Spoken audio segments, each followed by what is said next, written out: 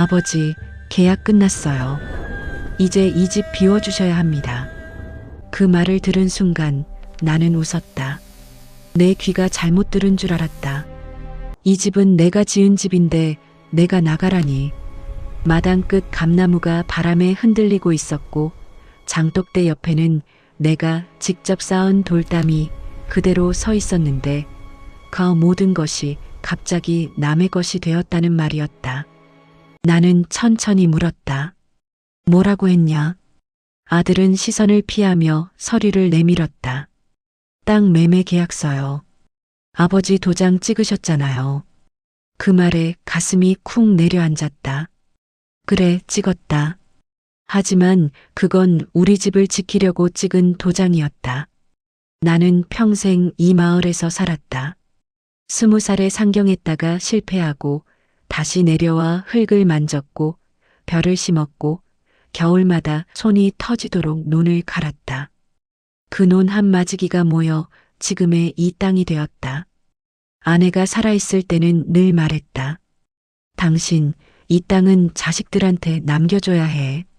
나는 고개를 끄덕였고 그게 내 사명인 줄 알았다. 자식들만 잘 살면 된다고 생각했다. 그러던 어느 날 아들이 서울에서 내려왔다. 아버지, 요즘 시골 땅값 많이 올랐어요. 나는 대수롭지 않게 들었다. 땅값이 오르면 뭐하나. 나는 여기서 죽을 사람인데. 아들은 말을 이었다. 이 근처에 산업단지 들어온답니다. 지금 팔면 평생 걱정 없어요. 나는 그 말을 듣고도 마음이 움직이지 않았다.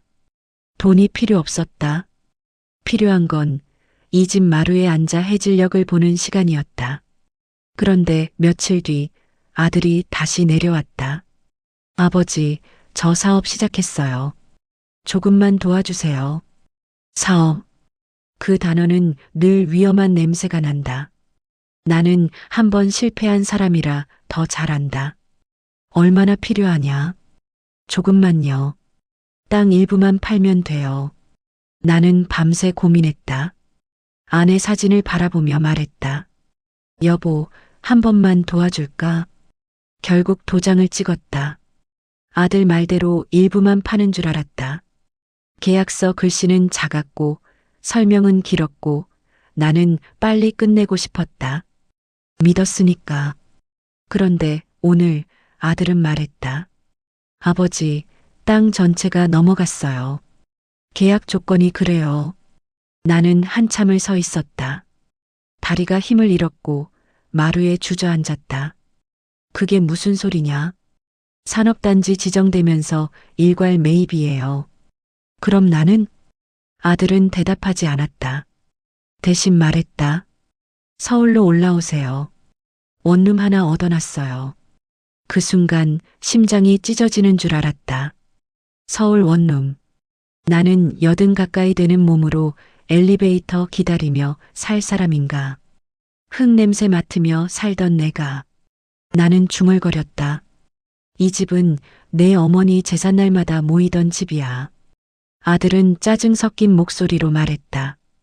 아버지, 현실 좀 보세요. 현실.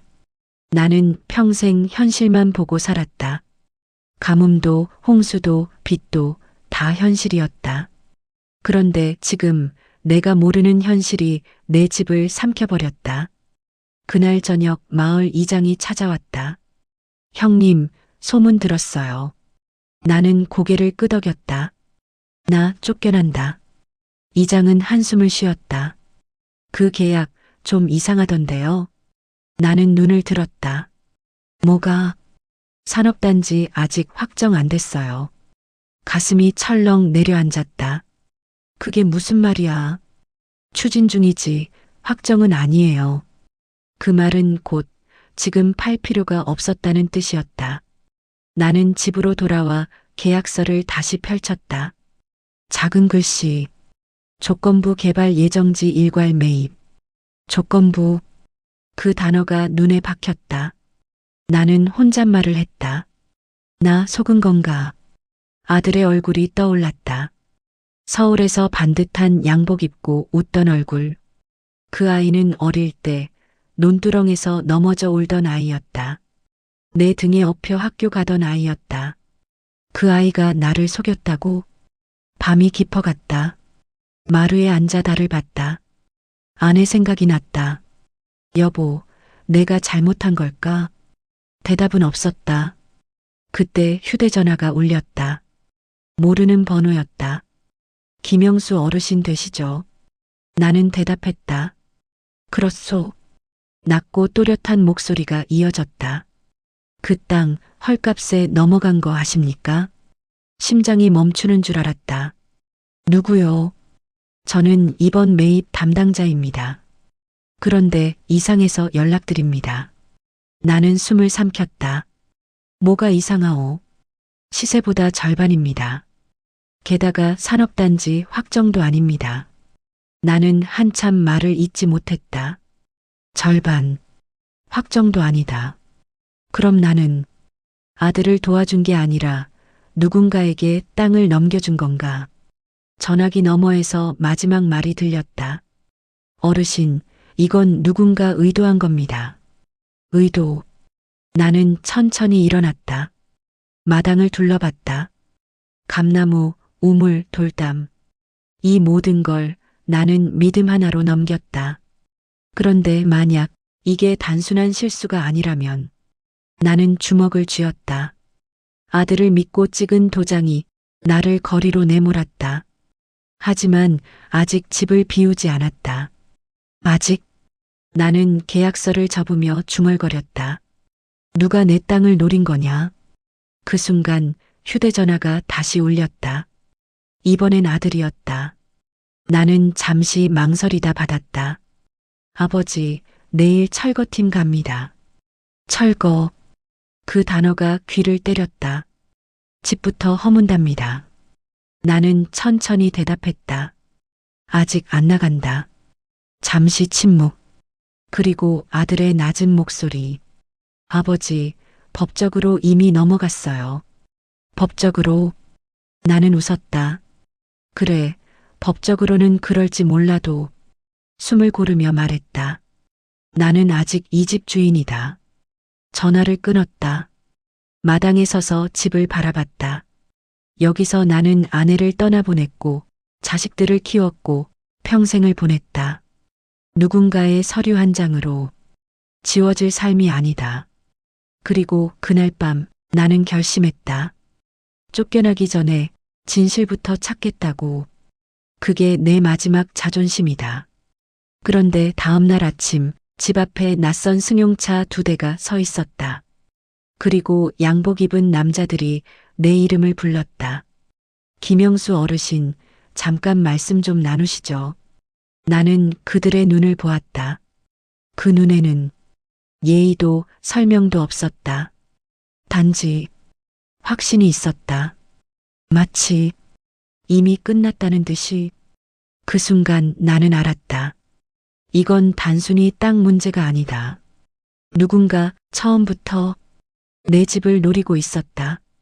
김영수 어르신, 잠깐 말씀 좀 나누시죠. 양복 입은 남자들이 집 앞마당까지 들어와서 내 이름을 부르는데 마치 이 집이 이미 그들 것인 양 발걸음이 거침없었다. 나는 속으로 한번 삼켰다. 이런 사람들은 말이 짧다. 짧을수록 결정이 끝난 사람들이라서 설명하는 척도 하지 않는다. 누구요? 내가 묻자 앞에 선 남자가 서류 봉투를 툭 내밀었다. 집 비워주셔야 합니다. 말은 정중했지만 목소리에는 온기가 없었다. 나는 서류를 받아들고 봉투를 열었다. 붉은 도장이 찍힌 통지서였다. 명도 집행예고. 명도, 그 단어가 눈에 박히는 순간 머리가 하얘졌다. 집을 비우게 하는 절차라는 뜻인데 나는 이 말을 뉴스에서 만들었지 내 이야기가 될 줄은 몰랐다. 이게 무슨 장난이야. 내가 소리쳤는데 목소리가 갈라졌다. 분노보다 두려움이 먼저 올라왔기 때문이다. 그 남자는 입꼬리도 움직이지 않고 말했다. 장난 아닙니다. 내일 오전 10시 집행팀 들어갑니다. 어르신, 짐 정리해 두시는 게 좋습니다. 10시. 내일. 집행? 세 단어가 내 가슴을 연속으로 쳤다. 나는 마당을 둘러봤다. 감나무 아래 그늘, 장독대, 돌담, 안에 가심어 놓은 꽃 한 폭이 그 모든 게 하룻밤 사이에 시간표가 잡혔다. 내 삶이 서류 한 장으로 10시에 끝난다는 말이다. 나는 이를 악물었다. 누가 시킨 거요? 남자는 서류를 정리하며 짧게 답했다. 소유자 측입니다. 소유자? 그게 누구야? 그 남자는 잠깐 나를 봤다. 그 눈빛은 딱 한 번만 주고 끝내는 눈빛이었다. 김영수 어르신이 아드님이요. 그 순간 귀에서 웅하고 소리가 났다. 아들이? 소유자 측? 집행을? 나는 웃음이 났다. 웃음이 아니라 숨이 새어나온 거였다. 가슴속에서 뭔가 가툭 끊어지며 떨어지는 느낌. 그게 바로 절망이라는 걸 그때 처음 알았다. 말 조심해. 내가 떨리는 목소리로 말했는데 남자는 서류 한 장 더 꺼내며 차갑게 붙였다. 위임장도 있습니다. 어르신 서명도 있고요. 위임장, 서명. 나는 서류를 빼앗든 낚아채고 눈을 부릅떴다. 거기에는 분명 내 이름이 써 있었다. 필체도 내 것과 비슷했다. 하지만 나는 기억이 없었다. 내가 언제 이런 걸 썼지? 내 손이 저절로 종이를 구겼다. 나 이거 쓴 적 없다. 남자는 한숨처럼 말했다. 그런 말 많이 들었습니다. 어르신, 내일 10시입니다. 그들은 돌아서서 차로 걸어갔다. 엔진 소리가 마당을 쓸고 나가자 나는 그 자리에 혼자 남았다. 바람이 불어감 나무 잎이 흔들리는데 소리가 마치 사람들 수군거림처럼 들렸다. 쫓겨난다, 쫓겨난다 하는 소리로. 나는 집 안으로 들어왔다. 문을 닫는 순간 다리가 풀려 주저앉았다. 마루바닥이 차갑게 등에 붙었다. 숨이 제대로 안 쉬어졌고 눈앞이 잠시 흐려졌다. 나는 혼잣말을 했다. 이게 진짜냐?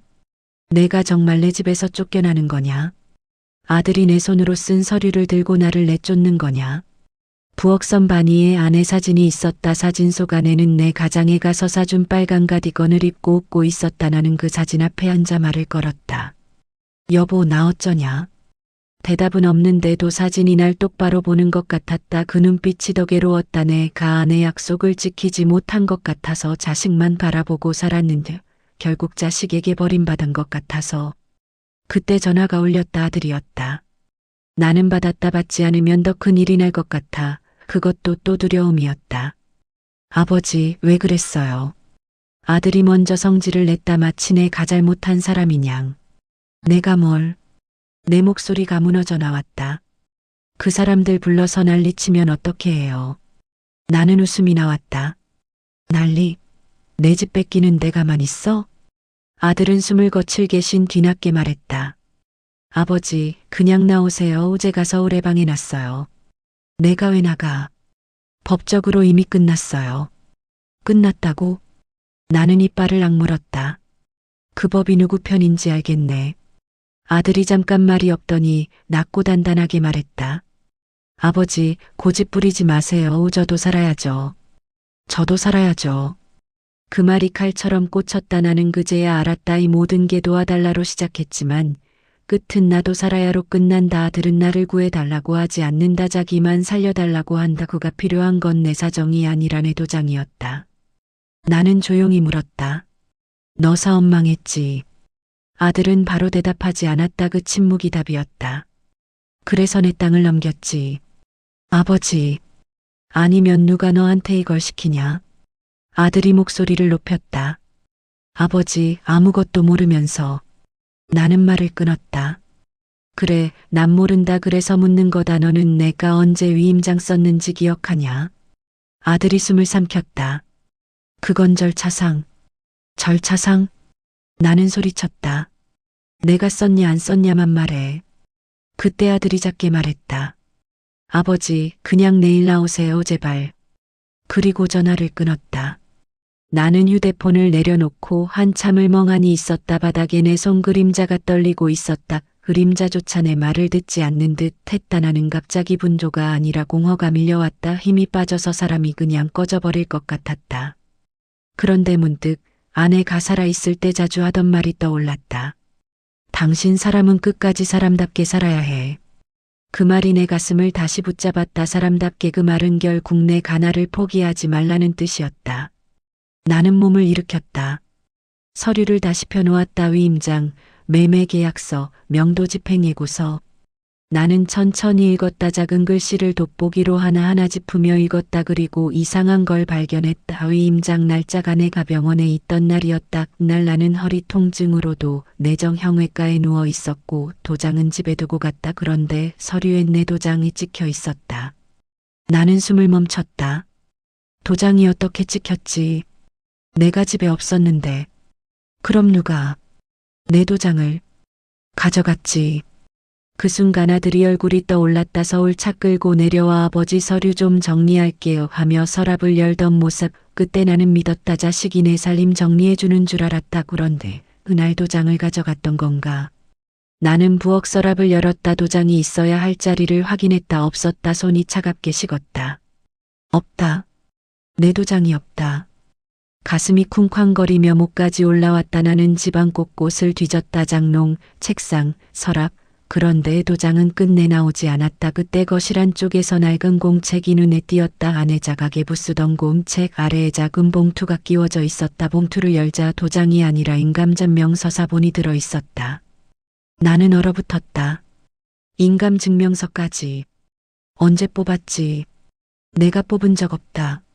머릿속이 한순간 정리됐다. 이건 실수도 아니고 우연도 아니다. 누군가 준비했다. 내 도장, 인감 위임장, 그리고 집행 일정까지 한 줄로 연결되어 있었다라는. 노인이라 거모를 거라고 생각했겠지. 서류는 어렵고 시간은 없고 자식이 말하면 그냥 믿을 거라고.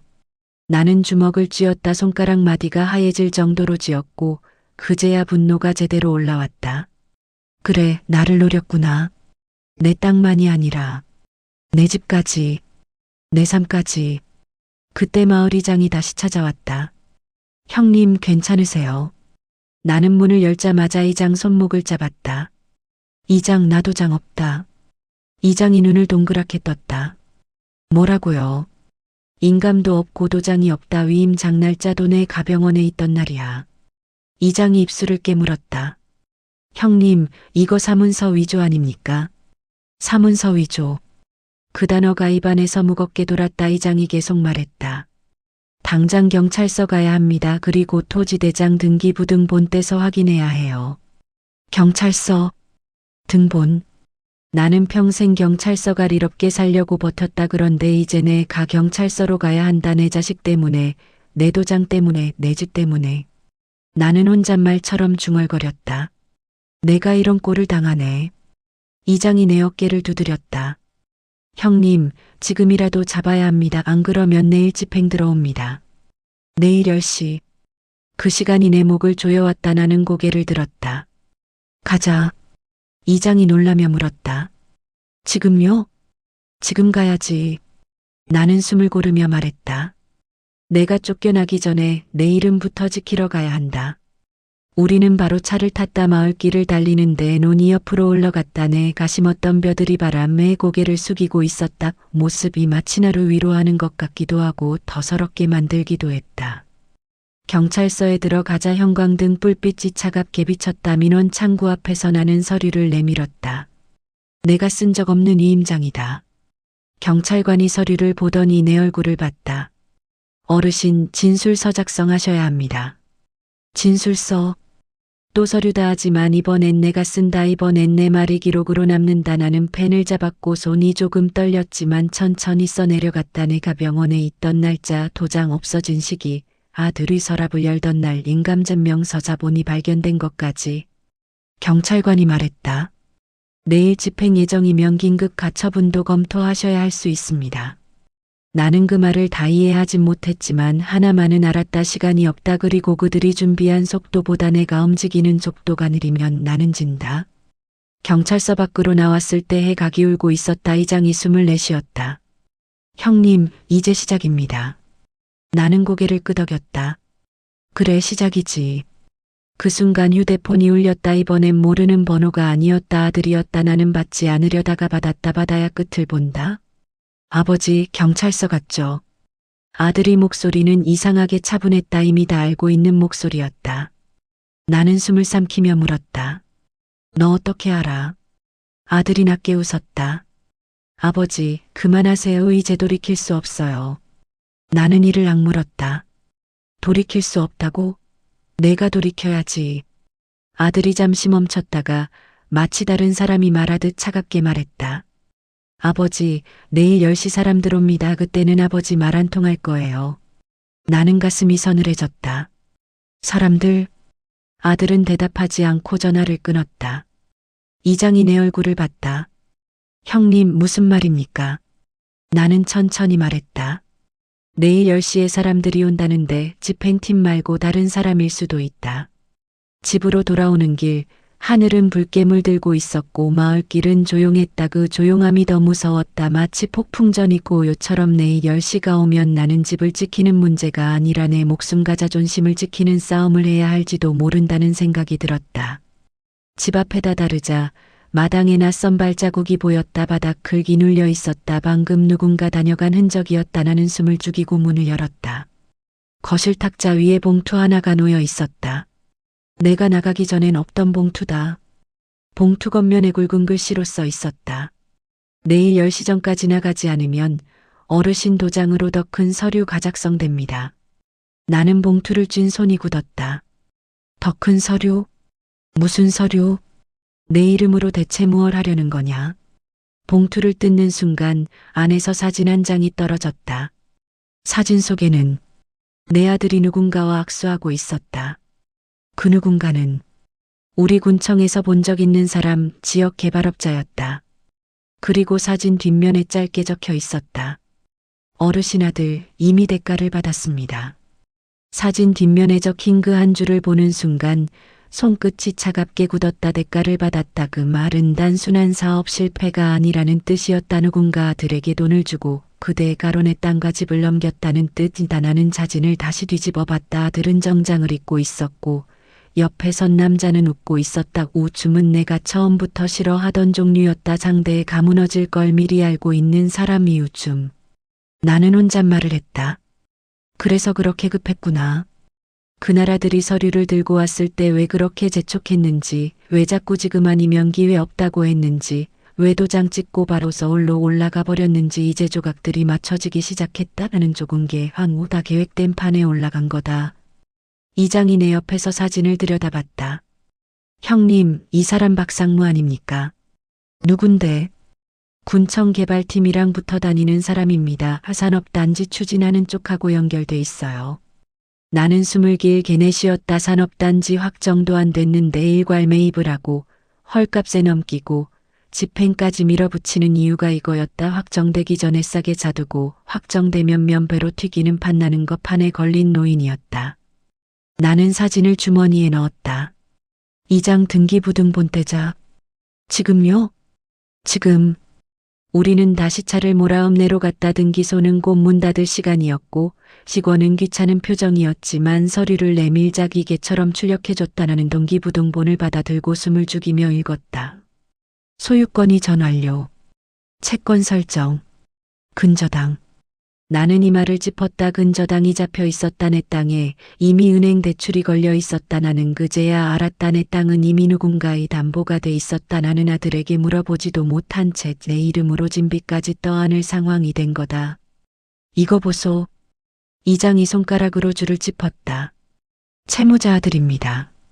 나는 한동안 말이 안 나왔다. 그래서였구나. 사업 망하고 빚지고 개발업 자랑 붙어서 내 땅 넘기고 근저당 잡고 돈 받고 나는 이제야 전체 그림을 봤다. 나는 아들이 아버지였지. 그 동업자는 아니었다. 그런데 그는 나를 동업자처럼 써먹었다. 나는 이장에게 말했다. 이거 내가 몰랐다고 하면 되냐? 이장이 고개를 저었다. 형님, 몰랐다는 걸 증명해야 합니다. 증명? 내가 모른다는 걸 내가 증명해야 한다. 그게 법이다. 나는 평생 글씨 잘 몰라도 정직하게 살면 된다고 생각했다. 그런데 이제는 정직만으로는 안 된다. 저리로 말해야 한다. 나는 곧 장 변호사 사무실을 찾았다. 읍내에 작은 사무실 하나, 젊은 변호사가 앉아 있었다. 나는 사진과 등본과 위임장을 내밀었다. 그는 조용히 읽었다. 어르신, 위임장 날짜가 문제입니다. 내가 병원에 있던 날이다. 그날 진료 기록 있습니까? 있다. 그럼 가능성 있습니다. 가능성? 나는 그 단어에 매달렸다. 뭐가 가능한데? 사문서 위조 및 무효 소송 그리고 집행정지 가처분. 나는 다 이해하진 못했지만 하나만은 알았다. 시간을 벌 수 있다는 뜻이다. 내일 10시 집행을 막을 수 있다면 나는 싸울 시간을 산다. 지금 당장 신청하겠습니다. 변호사가 말했다. 어르신 수임료. 나는 주머니를 뒤졌다. 현금이 많지 않았다. 나는 잠시 망설이다 말했다. 이 집 지키면 갚는다. 변호사 가잠 신하를 보더니 고개를 끄덕였다. 일단 진행하겠습니다. 사무실을 나오며 나는 숨을 깊게 마셨다. 두려움은 여전했지만 이제 움직이고 있다. 움직이면 끝이 아니다. 가만히 있으면 끝이다. 그 차이를 이제야 알았다. 집으로 돌아오니 어둠이 깔려 있었다. 마당에 차 한 대 가서 있었다. 서울 번호판. 나는 가슴이 철렁했다. 아들 차였다. 문을 열자 아들이 거실에 서 있었다. 얼굴이 굳어 있었다. 아버지, 왜 이렇게까지 해요? 나는 사진을 꺼내 탁자 위에 내던졌다. 이게 뭐냐? 아들의 눈동자가 흔들렸다. 누가 준 거예요? 대답해. 아들은 입을 다물었다. 나는 계속 말했다. 내 도장 어디 있냐? 아버지. 인감은 누가 뗐냐? 아버지, 겨도 살아야죠. 또 그 말이다. 나는 탁자를 세게 쳤다. 그래서 나를 죽이냐? 아들이 소리쳤다. 죽이긴 누가 죽여요? 집 하나잖아요. 집 하나? 그 한마디가 내 가슴을 찢었다. 집 하나? 나는 마당을 가리켰다. 여기서 내 어머니 보냈다. 여기서 너 키웠다. 여기서 내 가평생 흙 밟았다. 이게 집 하나냐? 아들이 이를 악물었다. 서울 가면 편해요. 남편하려고 사는 거 아니다. 잠시 침묵이 흘렀다. 나는 낮게 말했다. 너 돈 받았지? 아들의 눈이 흔들렸다. 사업 자금이 필요했어요. 얼마 받았냐? 아버지. 얼마? 아들이 고개를 숙였다. 계약금 3억. 3억? 나는 허탈하게 웃었다. 내 땅 평생 농사에서 모은 땅이 3억에 묶였다. 개발되면 10배는 뛸 땅을. 그래서 위임장 위조했냐? 아들이 고개를 들었다. 아버지 서명은 있어요. 내가 언제? 그날 서류 여러 장에 찍으셨잖아요. 나는 기억을 더듬었다. 아들이 간단한 동의서라며 몇 장 넘겼던 날 그때 나는 안경도 안 쓰고 대충 찍었다고 중 하나가 위임장이었나? 나는 의자에 앉았다. 머리가 복잡해졌다. 그럼 위조가 아니라 기망인가? 속여서 서명받은 거다. 아들이 말했다. 이제 와서 돌리면 저 죽어요. 나도 죽는다. 아버지, 그 사람들과만 안 둬요. 그 사람들. 나는 눈을 가늘게 떴다. 박상무냐? 아들은 말이 없었다. 그 침묵이 모든 답이었다. 얼마 남았냐? 뭐가요? 돈. 아들은 작게 말했다. 이미 대출 갚고 나면 별로. 나는 그제야 완전히 알았다. 아들은 판을 읽지 못했다. 그는 앞에 보이는 돈만 받고 뒤에 오는 칼은 못 봤다. 그 칼이 이제 내 목에도 닿았다. 나는 천천히 일어섰다. 내일 10시 집행 못 들어온다. 아들이 놀라며 물었다. 왜요? 가처분 신청했다. 아들이 얼굴이 하얘졌다. 아버지, 이제 내가 판짠다. 나는 낮게 말했다. 도장부터 찾는다. 그 다음 박상무 만난다. 그 다음 등기무효 소송이다. 아들이 속삭였다. 그 사람들 무서운 사람이에요. 나는 고개를 끄덕였다. 그래서 더 무섭게 가야지. 마당 밖에서 엔진 소리가 들렸다. 검은 차 한 대 가 천천히 집 앞에 섰다. 아들과 나는 동시에 밖을 봤다. 차 문이 열리고 정장 입은 남자가 내렸다. 다진 족 그 사람 낙상무였다. 그가 미소 지으며 말했다. 어르신 말로 해결하시죠. 나는 마당 한가운데로 걸어 나갔다. 말로? 박상무가 고개를 끄덕였다. 서로 좋게 끝냅시다. 나는 주머니 속 사진을 꽉 쥐었다. 좋게 끝내자는 사람들은 이미 끝을 정해둔다. 나는 차분히 말했다. 끝은 내 가정한다. 그 순간 박상무의 미소가 살짝 굳었다. 그리고 그가 한마디를 던졌다. 어르신, 그 땅 산업단지 아닙니다. 나는 심장이 멈춘 줄 알았다. 뭐라고? 그가 천천히 웃었다. 그 땅 밑에 더 큰 게 있습니다. 그 말이 공기를 잘랐다 산업단지가 아니라면 무엇이길래 이렇게까지 서두르고 내 아들까지 끌어들였는지 나는 박상무의 눈을 노려봤다. 눈은 여전히 웃고 있었지만 웃음 아래에는 조급함이 숨겨져 있었다. 나는 그 조급함을 놓치지 않았다. 조급한 쪽이 약한 쪽이다. 땅 밑에 뭐가 있다는 거요? 내가 묻자 박상무는 어깨를 으쓱했다. 그건 어르신이 알 필요 없습니다. 알 필요 없다. 그 말이 내 속을 더 끓게 했다. 나는 한 발 다가섰다. 내 땅이다. 박상무가 조용히 고개를 저었다. 이미 아닙니다. 아들이 옆에서 작게 말렸다. 아버지, 그만하세요. 나는 손을 들어 막았다. 넌 빠져 있어. 박상무가 말을 이어갔다. 어르신 개발 계획이 바뀌었습니다. 공식 발표는 아직이지만 지하 자원 조사 결과가 나왔습니다. 자원? 히토류입니다. 나는 그 단어를 뉴스에서 들어본 적이 있었다. 전기차, 배터리, 군수산업에 필요한 귀한 광물이라고 했다. 그게 내 눈밤 밑에 있다고? 확실하오. 확실합니다. 그래서 일괄 매입이 들어간 겁니다. 그제야 모든 조각이 맞았다. 산업단지는 겉포장이고 인자는 그 밑이었다. 그래서 헐값에 쓸어 담고 확정 전에 끝내고 집행까지 밀어붙인 거다. 내 아들은 그 파느 초 입에서 돈을 받았고 나는 그 파느장의 물이었다. 나는 낮게 말했다. 그래서 나를 치우려는 거냐? 박상무는 웃으며 말했다. 치운다니요 어르신, 합법입니다. 합법. 나는 속으로 웃었다. 합법이라는 말은 언제나 힘 있는 사람 입에서 먼저 나온다. 힘 없는 사람은 그 합법을 이해하느라 시간을 보낸다. 나는 그 시간을 주지 않기로 했다. 히토류가 있다면 국가자원 아니오. 내가 묻자 박상무의 눈이 잠깐 흔들렸다. 그건 조사 중입니다. 조사 중이면 아직 확정 아니네. 그는 말을 돌렸다. 어르신 괜히 버티면 손해입니다. 이미 대출도 잡혀 있고 채무도 연결돼 있습니다. 나는 아들을 봤다. 아들은 고개를 숙이고 있었다. 채무 내 이름으로 된 거 있냐? 박상무가 말했다. 공동담보로 묶였습니다. 나는 숨을 멈췄다. 공동담보라니 그럼 내 땅뿐 아니라 내 명의까지 위험하다. 나는 순간 두려움이 올라왔지만 겉으로 내색하지 않았다. 이 사람은 두려움을 먹고 사는 종류다. 서류 보여주시오. 내가 손을 내밀자 그는 잠시 망설였다. 지금은 없습니다. 없으면 말하지 마시오. 잠깐 정적이 흘렀다. 마당의 공기 가묵직해졌다. 박상무가 차문을 잡으며 말했다. 내일 10시 집행 들어갑니다. 가처분 신청에도 막기 어렵습니다. 나는 고개를 끄덕였다. 막아볼 테니 걱정 마시오.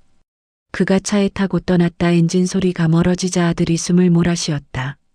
아버지, 저 사람들 진짜 무서워요. 그래서 내가 도망쳤냐?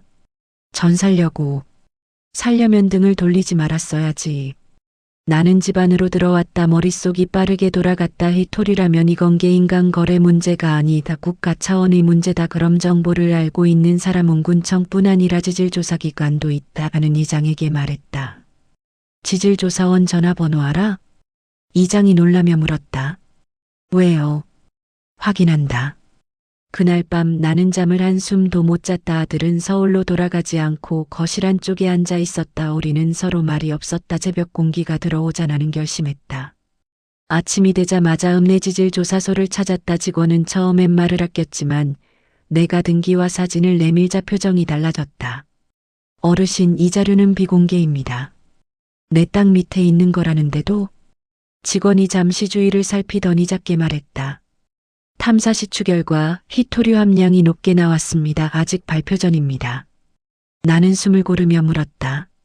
발표 언제요? 한 달 뒤입니다. 한 달. 그 한 달 전에 내 땅을 싹쓸이 하려는 거다. 나는 속으로 웃었다. 이 재판이 보인다. 그들이 서두르는 이유, 내일 10시에 집행을 가행하려는 이유.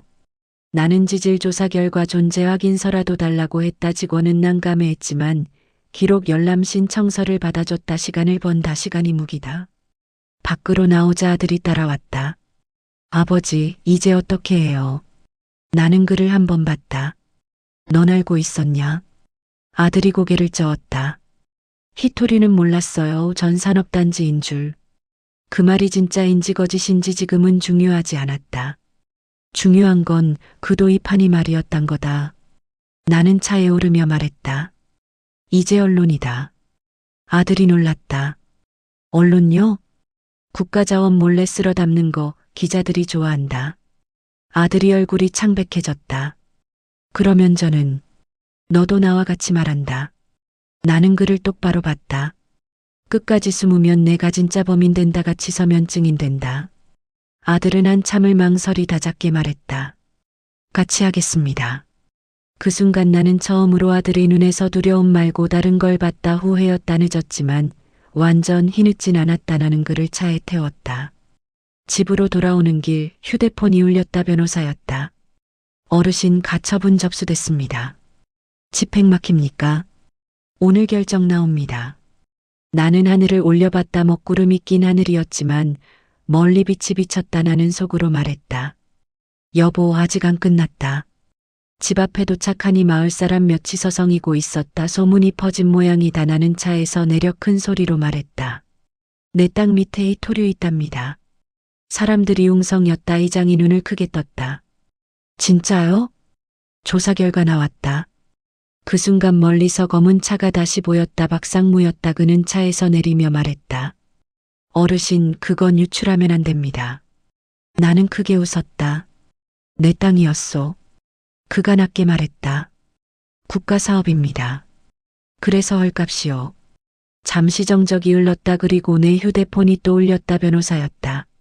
나는 받았다. 결과 나왔소? 변호사의 목소리가 들렸다. 어르신, 집행정지 인용됐습니다. 나는 눈을 감았다. 한숨이 길게 나왔다. 아직 집은 지켜졌다. 그때 박상무의 휴대폰도 울렸다. 그가 받는 순간 그의 표정이 처음으로 굳었다. 뭐라고? 나는 그 표정을 보며 알았다. 판이 흔들렸다. 그리고 그 가전화를 끊으며 나를 노려봤다. 어르신, 이건 끝난 게 아닙니다.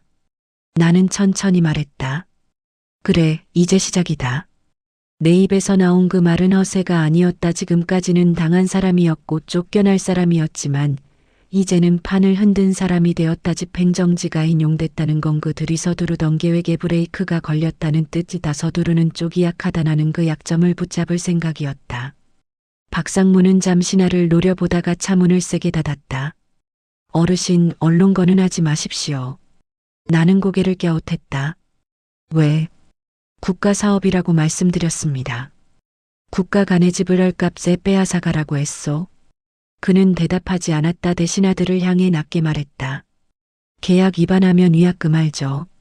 아들이 얼굴이 하얘졌다. 나는 그 사이를 막아섰다. 위약금 내가 내지. 아들이 놀랐다. 아버지, 돈으로 겁주는 거면 돈으로 받는다. 박상무는 비웃듯 말했다. 어르신, 위약금이 얼마인지 아십니까? 나는 조용히 대답했다. 몰라도 된다. 그는 차를 몰고 떠났다. 타이어 자국이 마당을 개 선명하게 남았다. 나는 그 자국을 한참 바라봤다. 그들이 서두르는 이유는 단 하나다. 토류 발표 전까지 모든 걸 정리해야 하기 때문이다. 발표가 나가면 가격이 뛰고 관심이 몰리고 언론이 붙는다. 그럼 싸게 사둔 땅은 눈에 띄게 된다. 나는 집 안으로 들어가 아내 사진 앞에 섰다. 여보, 이제 조금 보인다. 아들은 조용히 따라 들어왔다. 아버지, 저 죄송합니다. 그 말을 듣는 순간 가슴이 철렁했다. 분노보다 허탈이 컸다. 나는 그를 한 번 봤다. 죄송하면 끝나냐? 어떻게든 돌리겠습니다. 돌릴 거면 끝까지 가야지. 나는 의자에 앉아 말했다. 내가 받은 3억 어디 있냐? 대출 갚고 남은 거 조금. 얼마? 5천. 나는 고개를 끄덕였다.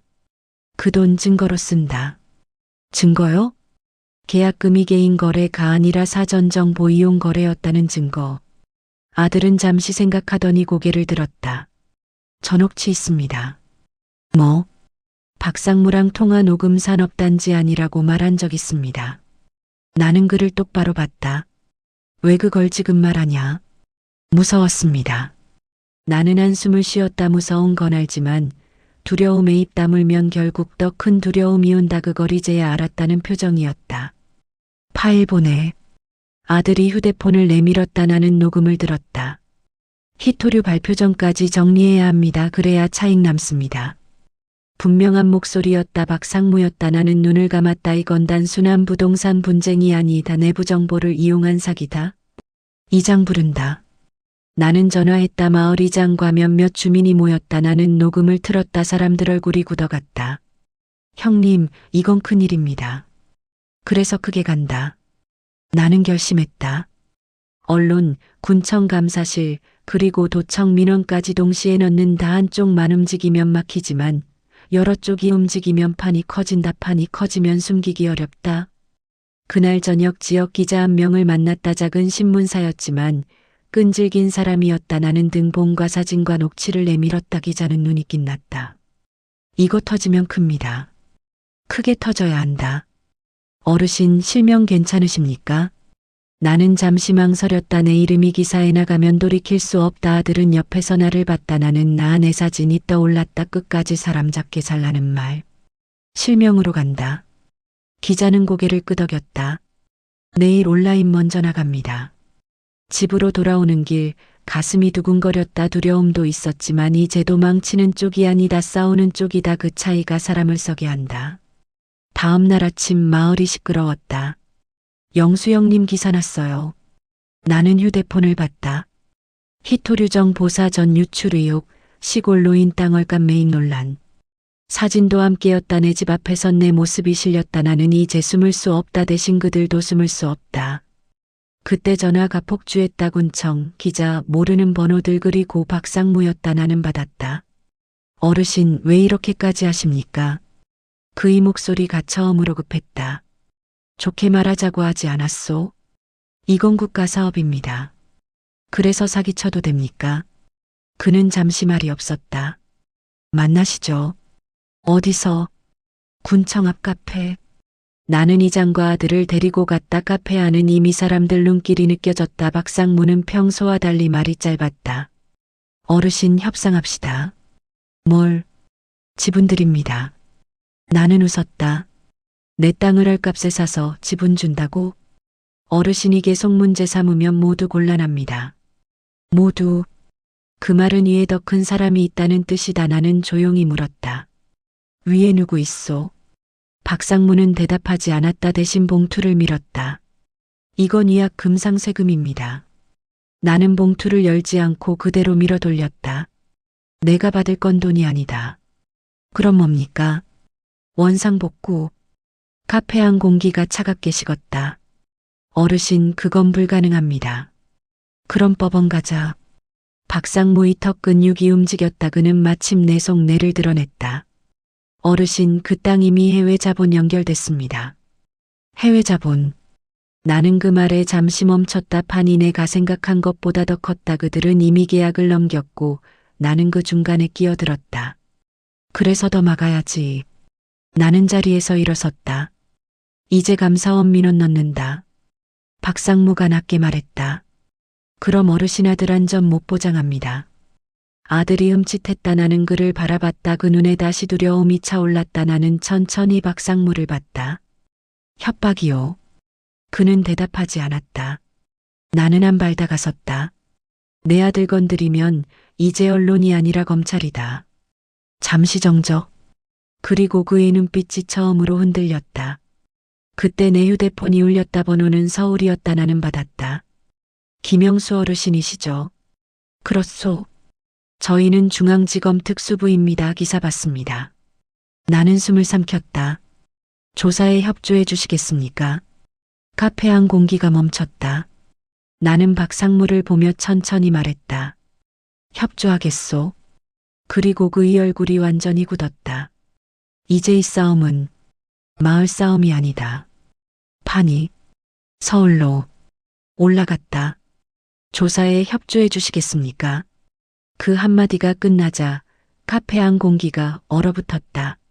나는 휴대폰을 쥔 채 박상무를 바라봤다. 그의 표정이 처음으로 흔들렸다. 협조하겠소. 전화를 끊는 순간 내 안에서 무언가가 정리됐다. 이제 물러설 길은 없다. 숨으면 당하고 나서면 맞선다. 나는 나서는 쪽을 택했다. 박상무가 낮게 말했다. 어르신 생각 잘하십시오. 나는 웃었다. 생각은 이미 끝났소. 카페를 나서자 마을 사람들이 웅성이고 있었다.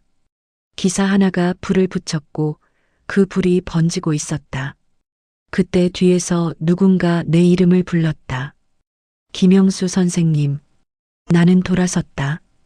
검은 정장을 입은 중년 여성이 서 있었다. 낯선 얼굴이었다. 누구요?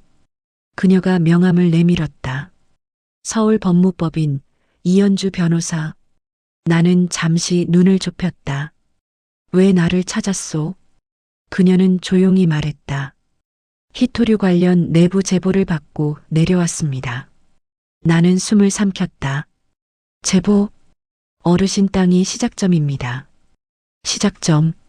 그 말이 심장을 세게 쳤다. 그녀는 말을 이었다. 이 지역 땅을 조직적으로 매입한 흔적이 있습니다. 어르신 땅만이 아닙니다. 나는 이장을 봤다. 이장도 굳어 있었다. 다른 사람도? 예. 노인들 위주입니다. 그 순간 머릿속이 번쩍였다. 그래서였구나. 나만 노린 게 아니었다. 왜 우리 같은 사람들만 노렸소? 그녀가 차분히 답했다. 정보 접근이 어렵고 서류 이해가 느리고 가족을 믿는 분들. 나는 피가 거꾸로 솟는 느낌이었다. 우리를 약하다고 본 거다. 늙었다고. 서류 모른다고. 나는 이를 악물었다. 증거 있소? 그녀는 태블릿을 열었다. 지도 위에 빨간 점들이 찍혀 있었다. 최근 6개월간 매입된 토지입니다. 대부분 고령자 소유. 나는 화면을 뚫어지게 봤다. 익숙한 이름도 있었다. 마을 할아버지, 옆 동네 김씨, 논 팔았다고 술 마시던 박노인. 나는 중얼거렸다. 이건 사기요. 그녀가 고개를 끄덕였다. 단순 사기 아닙니다. 내부 정보 이용, 조직 매입, 차명 계약 가능성 있습니다. 나는 한참을 서 있었다. 내가 지키려던 건 집 하나였는데 이건 마을 문제였다. 그녀가 물었다. 끝까지 가실 수 있습니까? 나는 아들을 봤다. 아들은 내 눈을 피하지 않았다. 가야지. 내 목소리는 낮았지만 단단했다. 그때 박상무가 다시 나타났다. 얼굴이 굳어 있었다. 어르신, 왜 외부 변호사까지 끌어들입니까? 이현주 변호사가 차분히 말했다. 이미 끌어들여진 건 당신들 아닙니까? 잠시 팽팽한 정적. 박상무가 낮게 웃었다. 이 판 그렇게 간단하지 않습니다. 나는 앞으로 나섰다. 그렇겠지. 그리고 조용히 덧붙였다. 그래서 더 끝까지 간다. 그 순간 내 휴대폰이 다시 울렸다. 서울 번호였다. 나는 받았다. 김영수 어르신, 참고인 신분으로 오늘 서울 오실 수 있습니까? 서울. 이 싸움이 마을을 넘어섰다. 나는 하늘을 올려봤다. 구름이 빠르게 흘러가고 있었다. 나는 대답했다. 갑니다. 그리고 박상무를 향해 말했다. 이제 당신이 설명할 차례요. 그의 눈빛이 서늘하게 가라앉았다. 그리고 그가 마지막으로 내뱉었다. 어르신 그 땅, 이미 해외 펀드에 넘어갔습니다. 나는 숨을 멈췄다. 해외 펀드. 이건 내가 상상한 것보다 더 컸다. 그 땅, 이미 해외 펀드에 넘어갔습니다. 그 말이 떨어지자 공기가 멎었다. 나는 박상무를 똑바로 바라봤다. 해외 펀드라니 내 논두렁이 바다 건너 돈줄에 묶였다는 말인가. 언제? 내가 묻자 그는 짧게 답했다. 가계약은 끝났습니다. 가계약. 나는 속으로 계산했다. 가계약이면 아직 완전히 끝난 건 아니다. 아직 되돌릴 수 있다. 이현주 변호사가 한 걸음 나섰다. 해외 자본에 넘기기 전에 내부 정보로 헐값 매입, 그 자체로 범죄입니다. 박상무가 낮게 웃었다. 증명해 보시죠. 그 한마디에 불이 붙었다. 증명?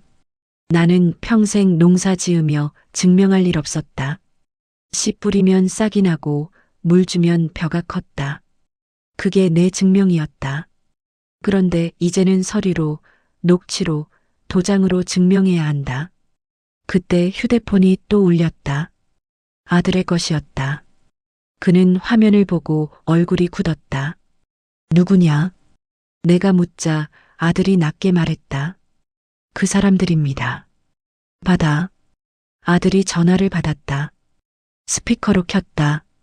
지금 뭐 하는 겁니까? 거친 남자 목소리였다.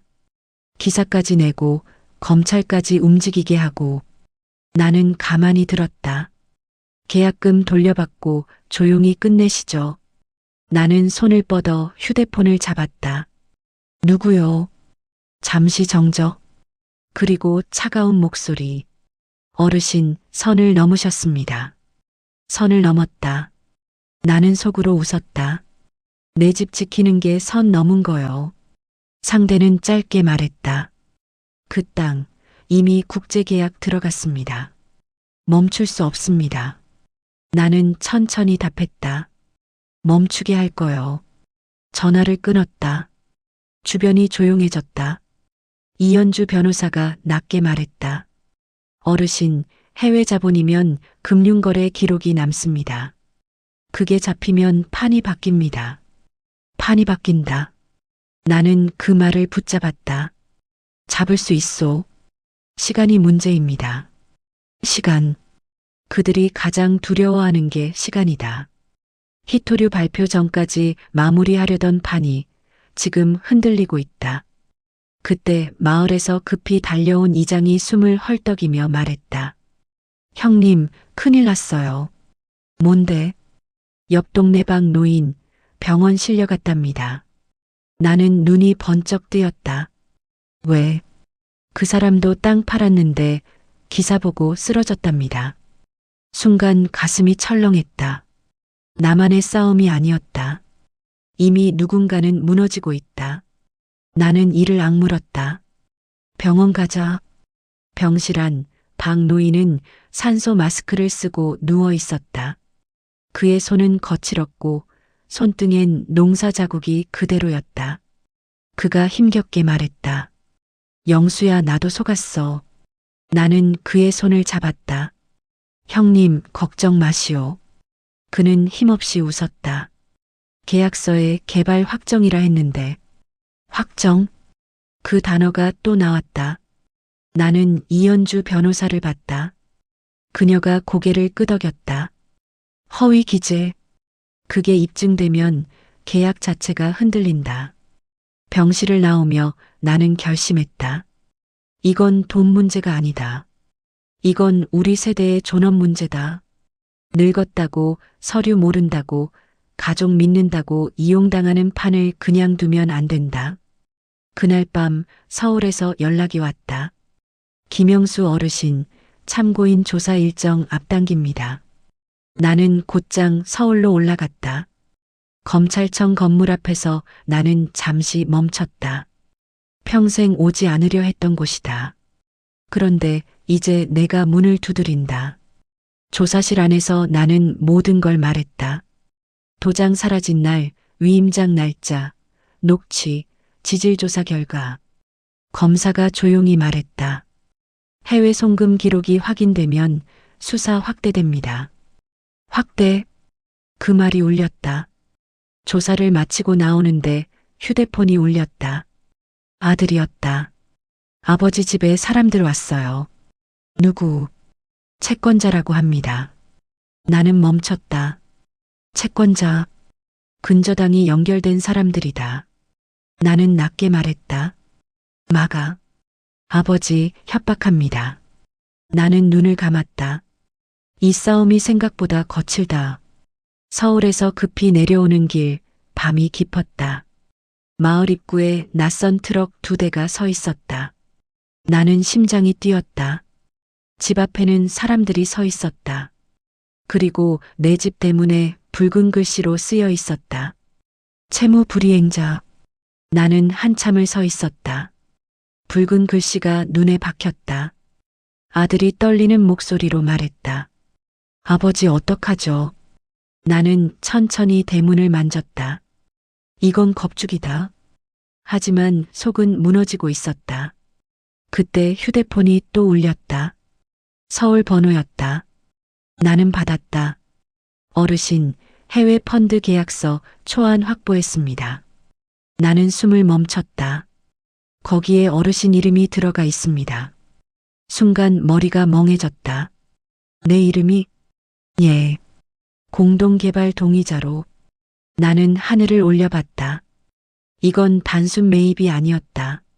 내 이름으로 국제계약까지 진행되고 있었다. 나는 낮게 말했다. 그럼 나를 범인으로 만들 셈이군. 전화기 너머에서 짧은 답이 돌아왔다.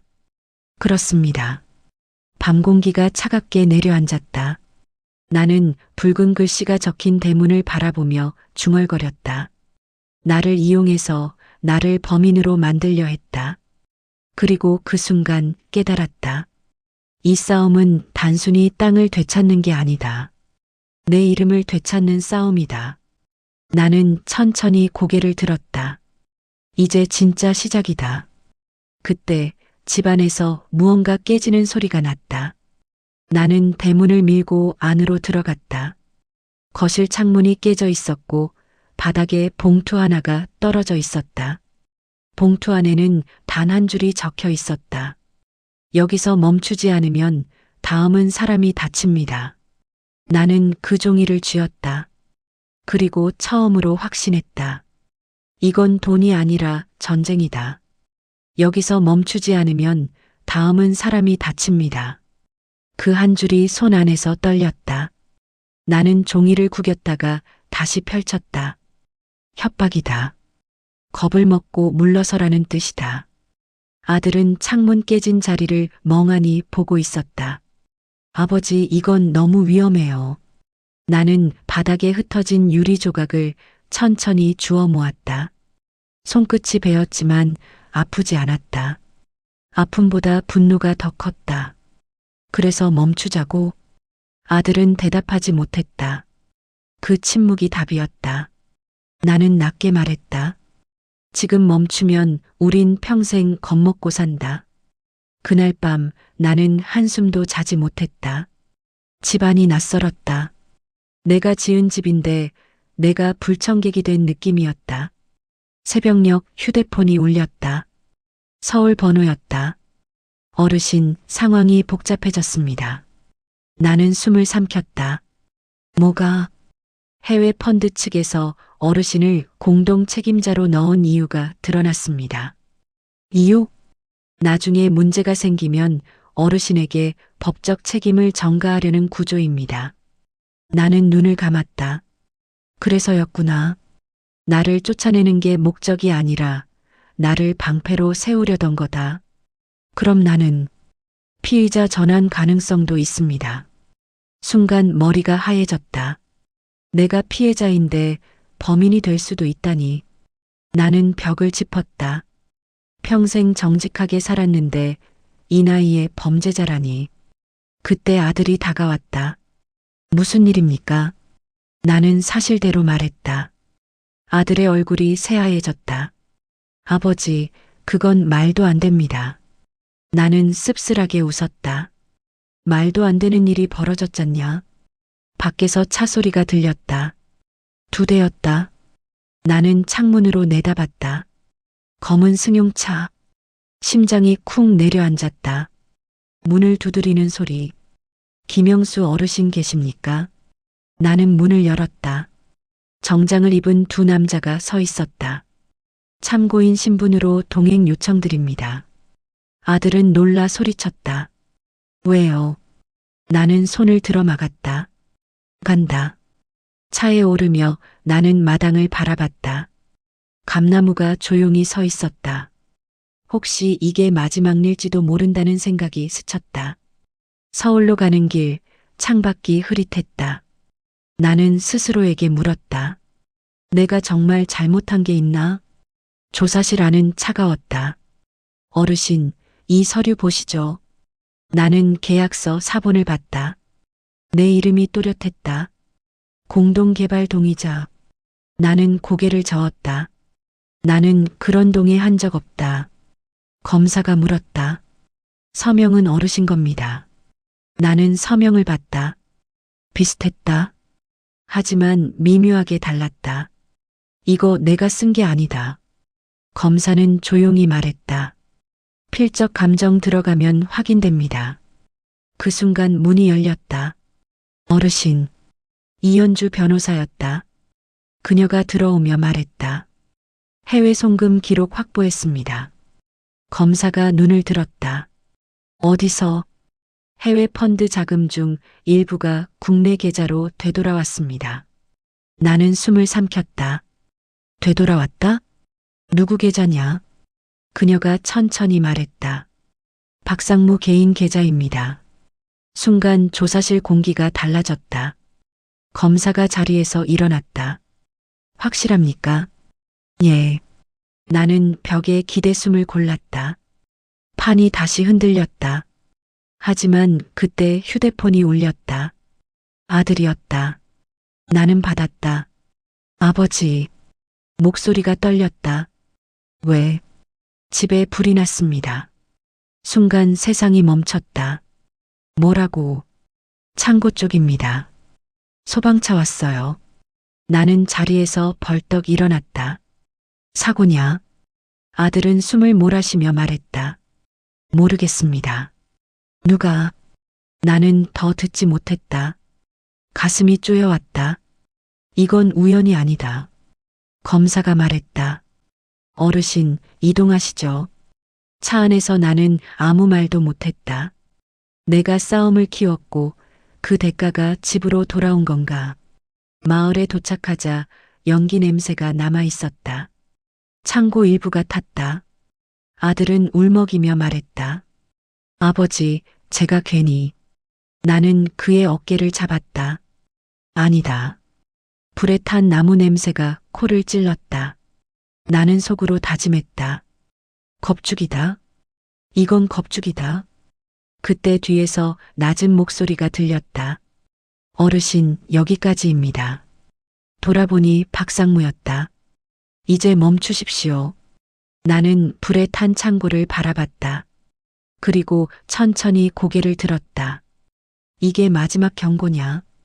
그는 아무 말도 하지 않았다. 나는 한 발 다가섰다. 잘 들어. 목소리가 낮게 떨렸다. 나는 이제 잃을 게 없다. 그의 눈이 잠시 흔들렸다. 나는 이어 말했다. 집이 타도 이름은 안 탄다. 그 순간 경찰차가 마을로 들어왔다. 검사가 내 옆에 섰다. 박상무 씨, 잠시 동행하시죠. 박상무의 얼굴이 굳었다. 그러나 그는 마지막으로 나를 노려봤다. 어르신, 끝난 줄 아십니까? 나는 불에 그을린 벽을 바라보며 대답했다. 아직 안 끝났다. 그리고 나는 깨달았다. 이 싸움은 이제 되돌릴 수 없다. 아직 안 끝났다. 내 입에서 나온 그 말은 다짐이 아니라 선언이었다. 불에 그을린 창고 벽에서 아직 연기가 희미하게 올라오고 있었고 경찰차 불빛이 마당을 붉게 비추고 있었다. 나는 그 빛 속에서 박상무를 똑바로 바라봤다. 박상무 씨, 동행하시죠. 검사의 말이 떨어지자 그는 잠시 멈칫했다. 그러나 금세 표정을 가다듬었다. 제가 왜요? 그 목소리는 침착했지만 눈동자가 달랐다. 흔들리고 있었다. 나는 조용히 말했다. 해외 송금 기록. 검사가 덧붙였다. 그리고 내부 정보 유출 정황. 마을 사람들의 웅성거림이 커졌다.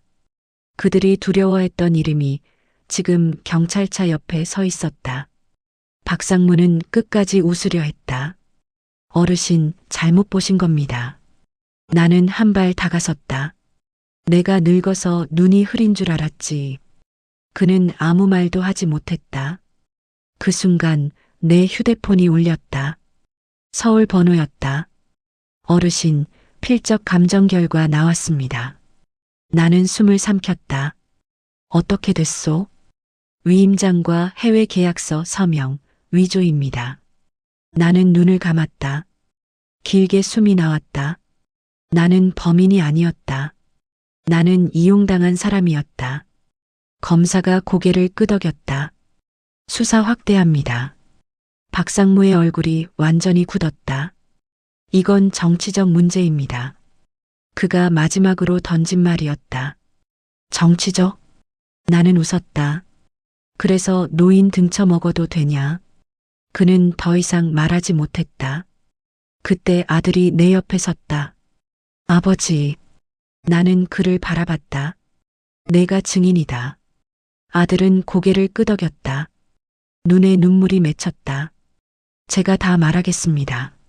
마을 사람들 사이에서 숨죽인 소리가 흘렀다. 이 싸움이 단순히 우리 집 문제가 아니라는 걸 이제 모두 알았다. 검사가 박상무를 차에 태웠다. 차문이 닫히는 소리가 묵직하게 울렸다. 그러나 나는 알았다. 박상무 하나로 끝날 일이 아니다. 그날 밤 뉴스가 나왔다. 히토류 사전 정보 유출 의혹, 개발업자 긴급 체포. 내 이름도 나왔다. 피해자로. 나는 텔레비전을 껐다. 이 싸움이 이제 공개됐다. 다음 날 군청 감사실에서 연락이 왔다. 어르신, 개발 계획 전면 재검토 들어갑니다. 나는 마당에 서서 감나무를 바라봤다. 바람이 잎을 흔들었다. 아들이 다가왔다. 아버지, 집은? 나는 고개를 끄덕였다. 지킨다. 그 순간 또 다른 전화가 왔다. 이현주 변호사였다. 어르신, 해외 펀드 계약 철회 움직임 있습니다. 나는 웃었다. 왜? 리스크가 커졌답니다. 리스크. 그 단어가 묘하게 통쾌했다. 그들은 우리를 약한 리스크 없는 존재로 봤다. 그게 오판이었다. 하지만 싸움은 끝나지 않았다. 며칠 뒤 검찰 발표가 있었다. 내부 공무원 연루 정황 확인. 나는 숨을 멈췄다. 공무원. 그 위에 더 큰 사람이 있다는 뜻이었다. 판이 더 커졌다. 아들이 조용히 말했다. 아버지, 무섭지 않으세요? 나는 솔직하게 대답했다. 무섭다. 그리고 덧붙였다. 그래도 멈추진 않는다. 그날 밤 나는 아내 사진 앞에 앉았다. 여보, 내가 이겼나? 대답은 없었다. 하지만 마음 한구석이 조금 따뜻해졌다. 그때 문이 두드려졌다. 이장이었다. 형님, 군청 앞에 기자들 몰렸습니다. 나는 웃었다. 이제 그들이 도망치겠지. 그러나 이장은 고개를 저었다. 형님, 군수 이름 나왔습니다. 순간 공기가 얼어붙었다. 군수, 이건 마을을 넘는 문제다. 나는 잠시 숨을 고르고 말했다. 그래도 간다. 다음 날 군청 앞에 섰다. 기자들이 몰려 있었다. 마이크가 내 앞에 들이밀어졌다. 어르신, 한 말씀. 나는 잠시 하늘을 봤다. 구름이 걷히고 있었다. 나는 내 집 지키려 했다. 잠시 멈췄다. 그런데 알고 보니 우리 세대 지키는 싸움이더라. 기자들이 조용해졌다. 늙었다고 속일 수 있다 생각한 사람들, 이제 알았을 거다. 나는 단단하게 말했다. 우리는 아직 안 죽었다. 카메라 플래시가 터졌다. 그날 오후 긴급 브리핑이 열렸다. 히토류 매입 과정 전면 수사, 관련자 구속. 나는 텔레비전을 바라봤다. 아들이 조용히 말했다. 아버지, 끝난 겁니까? 나는 천천히 고개를 저었다. 아니, 잠시 멈췄다. 이제야 끝을 본 거다. 그 순간 마음 깊은 곳에서 무언가가 풀렸다. 나는 쫓겨난 노인이 아니었다. 나는 지킨 사람이다. 그 말을 하고 나니 가슴 한가운데가 조용해졌다. 불안과 분노로 가득 차 있던 시간이 거짓말처럼 멀어졌다. 마당에 서서 감나무를 바라봤다. 잎이 바람에 흔들리는데 그 소리가 마치 오래전 아내 웃음처럼 들렸다. 수사는 빠르게 진행됐다. 박상무는 구속됐고 내부 공무원 몇 명도 조사를 받았다. 해외 펀드 계약은 철회됐다. 히토류 개발은 국가 주도로 다시 검토에 들어갔다. 그리고 무엇보다 내 땅은 원상복구 절차에 들어갔다. 법무법인에서 연락이 왔다. 어르신, 계약 무효 인정됐습니다. 나는 한동안 말이 나오지 않았다. 그저 마루에 앉아 있었다. 아들이 조심스레 물었다. 아버지, 이제 괜찮습니까? 나는 고개를 들었다. 괜찮다. 그리고 덧붙였다. 이제 내가 괜찮아야지. 아들은 한참을 서 있다가 내 앞에 무릎을 꿇었다. 아버지, 다시 시작하겠습니다. 나는 그의 어깨를 붙잡았다.